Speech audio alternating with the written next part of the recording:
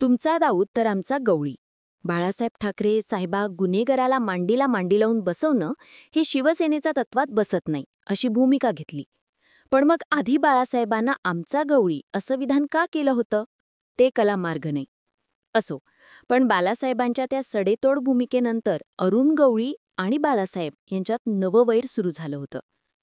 त्या दुश्मनीचा साक्षीदार समस्त मुंबईकर तेव्हाही होता आणि आजही आहे. आजच्या व्हिडिओमध्ये आपण बाळासाहेब आणि अरुण गवळी यांच्या दोस्ती ते दुश्मनी हा प्रवास कसा घडला त्याबद्दलचे काही रंजक किस्से जाणून घेणार आहोत. नमस्कार, मी शिवानी पाटील आणि तुम्ही पाहत आहात आजचा आवाज. 1990चा काळ मुंबईच्या अंडरवर्ल्डमध्ये तेव्हा दाऊद सगळ्यात मोठा गँगस्टर म्हणून नावारूपाला आला होता आणि त्याच्या डी कंपनीची सगळ्या मुंबईवर दहशत पसरली होती. दाऊदने एकामागोपाठ एक त्याच्या सर्व दुश्मनांना काटा काढला. फक्त भायखळाच्या दगडी चाळ्यात बसून अरुण गवळी नावाचा एक काटक बांध्याचा माणूस दाऊदला तोंडावर नमत होता. वेगवेगळ्या ठिकाणी फिल्डिंग लावून दाऊदची माणसं संपत होता. दोघांची रक्तपाताची भयंकर लढाई सुरू होती. दाऊदचं वर्चस्व वाढत होतं आणि तत्कालीन काँग्रेस सरकारचा दाऊदला पाठिंबा आहे अशा चर्चांनाही उधाण आलं होतं. खास करून त्या काँग्रेसमध्ये असणारे शरद पवार आणि त्यांच्याच साथीदारांवर सातत्याने विरोधी पक्षाचे नेते तसे आरोप करत होते. बाळासाहेब सुद्धा अधूनमधून त्यांच्या सभेत सरकारवर सडक टीका करत होते. त्याची अनेक कारणं होती, पण 2 घटनांमुळे त्या आरोपांमध्ये आणखी वाढ झाली. तर मग नेमकं काय घडलं होतं ते घटनाक्रमानुसार जाणून घेऊया. तर मग दाऊद विरुद्ध गवळी यांच्यात सुरू असलेला संघर्ष टोकाला पोहोचला होता. दोघं पण एकमेकांच्या नरडीचा घोड घेण्यासाठी असुसलेली होती. तर मग एक दिवस गवळीच्या 4 शार्पशूटरनी दाऊदच्या नातेवाईक इब्राहिम पारकरची हत्या केली. आता कुणी म्हणतं तो इब्राहिम पारकर दाऊदच्या बहिणीचा नवरा होता, तर कुणी म्हणतं दूरचा भाऊ होता. त्याबद्दल ठोस माहिती उपलब्ध नाही, पण ती घटना मोठी होती. त्याचा अंडरवर्ल्डपासून महाराष्ट्राच्या राजकारणात ददरे बसले होते आणि त्याचा वाईट परिणाम सामान्य मुंबईकरांना भोगावा लागत होता तर झालं असं, इब्राहिम पारकरच्या हत्येनंतर दाऊद बदल्याच्या भावनेत पिसाटल्यासारखा वागू लागला. त्याला काहीही करून पारकरच्या मारेकरांना संपवायचं झपाझपकडलं होतं. ते मारेकरी पोलिसांच्या ताब्यात होते. त्यांना पोलिसांच्या निगराणीखाली जे हॉस्पिटलमध्ये ठेवण्यात आलं होतं. आणि तेव्हाच घडलेलं इतिहासातील सर्वात खुंपर जे हॉस्पिटल हत्याकांड घडून आणलं आलं. ते हत्याकांड इतकं भयानक होतं की नंतर अनेक हिंदी मराठी सिनेमांनी त्या घटनेचं रूपांतरण करून ॲक्शन सीन शूट केले गेले. दाऊदने काय केलं तर प्लॅनिंग करून रात्रीच्या वेळेस त्याचे काही शूटर्स जे हॉस्पिटलमध्ये घुसले आणि मारेकऱ्यांवर गोळीबार केला.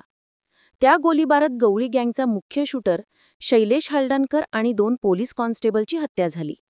तर गवळीचा दुसरा शूटर बपिन शेरे पळून जाण्याचं यशस्वी झालं. असं म्हणतात दाऊदच्या माणसाने जे हॉस्पिटलमध्ये गोळीबार केल्यानंतर त्यांना पळून जाण्यास भिवंडीच्या तत्कालीन काँग्रेस महापौराने मदत केली असा आरोप झाला. त्या आरोपाखाली त्या संबंधित महापौरापुढे अटकसुद्धा करण्यात आली होती. तेव्हापासून काँग्रेस दाऊदला मोठं होण्यासाठी मदत करते असा सूर विरोधी पक्षातून उमटू लागला होता. इदा फिलिप डिसोजा यांनी क्राईम कॅपिटल नावाच्या पुस्तकात असंही आरोप केला आहे की शरद पवारांसोबत मंत्री म्हणून काम करणाऱ्या सदलक्ष्मींच्या 36 लाख बऱ्याच ठिकाणी बोलत होते की त्यांनी दाऊदच्या बिलणीसाच्या नोटा मंगळवार दमून आणल्या होत्या. बाळासाहेब सुद्धा अधूनमधून त्यांच्या सभेत सरकारवर सडक टीका करत होते. ही गोष्ट बाळासाहेबांचेही कानावर गेली होती. तेव्हा त्यांचे नुकतंच विधानसभेचे आमदार निवडून गेले होते. त्यांनी तो मुद्दा विधानसभेत लावून धरला आणि सभागृह नानून सोडलं. पुढे दुसरी एक अशीच घटना घडली. त्यावेळी गोविंद राघव खेरनार उर्फ गोरा खेरनार हे महाराष्ट्रातील मुंबई महानगरपालिकेचे माजी उपायुक्त होते.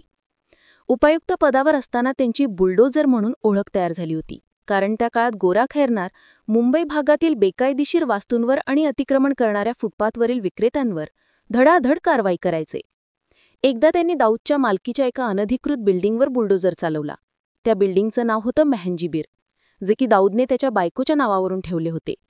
त्या कारवाईनंतर तत्कालीन सरकार आणि गोरा खैरनार यांच्यात खटके उडाले आणि खैरनारांनी काँग्रेस सरकार माझ्या कामात अडथळे आणतंय असा आरोप लावला. त्यांचा सगळा आरोप शरद पवारांच्या दिशेने होता, कारण काही दिवस आधीच त्यांनी दाऊदचा निकटवर्ती माणूस शर्मा हा शरद पवारांसोबत विमानात प्रवास करत असल्याचा आरोप करून खळबळ उडवून दिली होती. या दोन्ही घटनांनंतर कुठेतरी काँग्रेसचा दाऊदला पाठिंबा असल्याचं चित्र निर्माण झालं होतं. विरोधकांनी आणि विशेषतः बाळासाहेबांना दाऊदसारख्या गुंडांना काँग्रेस अप्रत्यक्षरित्या पाठिंबा देत असल्याचे वेळोवेळी सूचित केलं होतं. तोपर्यंत दाऊद हा आंतरराष्ट्रीय दहशतवादी नव्हता, तो फक्त मुंबई अंडरवर्ल्डचा दही होता. जसा अरुण गवळी तसा दाऊद. पण 1993 साली मुंबईत बॉम्बस्फोट झाले आणि दाऊदचा खरा दहशतवादी चेहरा सर्वांसमोर उघडकीस आला. त्या बॉम्बस्फोटाबद्दल बोलताना नंतर शिवसेनेच्या नेत्यांनी असं परसेप्शन लोकांपर्यंत पोहोचवलं की काँग्रेसने दाऊदसारख्या गुंडांना पाठीशी घातलं, हा परिणाम आहे. दरम्यान 1993च्या बॉम्बस्फोटानंतर दाऊद दुबईला पळून गेला. दुबईत बसून तो मुंबईत गँग चालू लागला. पण इकडे तोच मुद्दा सगळ्या विरोधी पक्षांनी महाराष्ट्राच्या विधानसभेच्या इलेक्शन प्रचारादरम्यान लावून धरला. तेव्हा शिवसेनेच्या एका सभेदरम्यान बालासाहेबांनी विरोधकांना उद्देशून तुमचा दाऊद तर आमचा गवळी असं वाक्य उच्चारलं. त्या वाक्यानंतर अंडरवर्ल्ड आणि राजकारणात भौतिक समीकरणं बदलली. सगळी इंग्लिश प्रिंट मीडिया मुस्लिम डॉन दाऊद विरुद्ध अरुण गवळीची हिंदू डॉन म्हणून प्रतिमा उभी केली. स्वतः अरुण गवळीने सुद्धा बालासाहेबांच्या त्या वाक्याचा तोच अर्थ काढला की आपण हिंदू म्हणून बालासाहेब आपल्याला मदत करतायत. त्यानंतर गवळी बेफाम सुटला. त्याचा मुंबईत दुप्पट दबदबा वाढला. दरम्यान 1995 साली निवडणुका पार पडल्या आणि भाजप शिवसेना महायुतीचं सरकार सत्तेत आलं. बालासाहेबांच्या वाक्यातून तेव्हा हे सरकार किंवा सत्ता आपली असल्याचा गवळीचा समज झाला. पण खरं तर त्यावेळी गवळी औरंगाबादच्या जेलमध्ये होता. काँग्रेस सरकारच्या काळात गवळीला अटक झाली होती. दरम्यान युतीचं सरकार आल्यावर त्याची जेलमधून सुटका झाली. तेव्हा गवळी हुरून गेला होता की हे आपलं सरकार आहे म्हणून. पण त्याचा आनंद जास्त दिवस टिकला नाही. कारण नंतर लगेचच MPDA अंतर्गत त्यावर पुन्हा कारवाई करून अटक करण्यात आली. त्यावेळी त्याची अटक थांबावी म्हणून सिनेचे खासदार मोहनराव रावले आगरीपाडा पोलीस स्टेशनच्या बाहेर उपोषण बसले होते. पण त्याचा फायदा झाला नाही. त्यामुळे हे सरकार आपलं नाही अशी भावना दगडी चाळीतील आणि पर्यायाने अरुण गवळीच झाली. ती बालासाहेब आणि अरुण गवळी यांच्यात पडलेल्या वैराची पहिली ढीच होती. दरम्यान अटक झाल्यानंतर तो औरंगाबाद जेलमधून त्याचे सगळे धंदे चालवत होता. औरंगाबादच्या जेलमधून तो आपल्या शूटरला ऑर्डर द्यायचा. बॉम्बस्फोटानंतर छोटा राजन दाऊद उलटा होत गवळीसुद्धा दाऊदच्या नरडीचा घोड घेण्यासाठी असूसलेला होता. नाईक गँगसुद्धा ॲक्टिव्ह झाली होती. त्यामुळे मुंबईचं वातावरण बिघडलं होतं. दिवसा ढवळ्या खून होऊ लागले होते. अखेर त्या सगळ्या घटनांवर तत्कालीन राज्य सरकारवर दबाव वाढू लागला. आणि मग तेव्हाच्या युती सरकारचे गृहमंत्री गोपीनाथ मुंडे यांच्या सल्ल्याने मुंबई पोलिसांनी एन्काउंटरची स्कीम अंमलात आणल्याचे बोललं जाऊ लागलं. विजय सालसकर, प्रदीप शर्मा, दया नाईक यांच्यासारख्या अधिकाऱ्यांनी मुंबई अंडरवर्ल्डमधील टॉपच्या गँगातील प्रत्येक 10 शूटरची यादी बनवली आणि एकामागून एक त्यांचा खात्मा करण्यास सुरुवात केली. त्या अरुण गवळीचं त्याच्या गँगशी असलेलं कनेक्शन तोडण्यासाठी त्याची रवानगी औरंगाबादमधून थेट अमरावतीच्या जेलमध्ये करण्यात आली. दरम्यान इकडे पोलीस अधिकारी मुंबईत अरुण गवळीच्या शूटरचा एन्काउंटर करत होते आणि ते ऐकून अरुण गवळीच्या जेलमध्ये चरपड होत होती. त्यानंतर तर गवळीचा महायुती सरकार आणि शिवसेनेचा विश्वास कायमचा उडाला. त्या सर्व घटनास बाळासाहेब ठाकरे जबाबदार आहेत अशी अरुण गवळीने त्याच्या मनाची समजूत करून घेतली होती. त्यात त्याला अमरावतीत पाठवल्यामुळेही गवळी चिडला होता. त्याला असं वाटलं की जोपर्यंत सत्ता मिळत नव्हती तोपर्यंत गवळीला जवळ केलं. मात्र सत्ता आल्याने त्यांनी गवळी गँग संपवण्याचं वेड उचललं. गवळीशी अमरावतीत रवानगी करण्यातही बालासाहेब ठाकरेंचे मानसपुत्र जयंत जाधव यांचा सहभाग असल्याची गवळीला शंका होती. कारण तेव्हा जयंत जाधव सेनेत कोणत्या पदावर नसले तरी त्यांच्या शब्दाला सेनेत मान होता. पुढे मग गवळीने अमरावतीत पुन्हा त्याचं नेटवर्क उभा केलं. दिनांक 30 एप्रिल 1996ला जयंत जाधवाचा खून झाला. त्यासाठी त्याला पुढे एकदा अटकसुद्धा झाली होती. पण साक्षीदार फितूर झाल्यानंतर अरुण गवळी त्या प्रकरणातून सुटला. अरुण गवळी जेलमधून बाहेर पडल्यानंतर त्यांनी राजकारणात एंट्री करून थेट बालासाहेब ठाकरेंनाच आव्हान देण्यास सुरुवात केली. त्याच्या एका साथीदाराने किंवा नेत्याने अखिल भारतीय सेना नावाचा पक्ष सुरू केला आणि त्याची सगळी धुरा अरुण गवळीच्या हाती आली.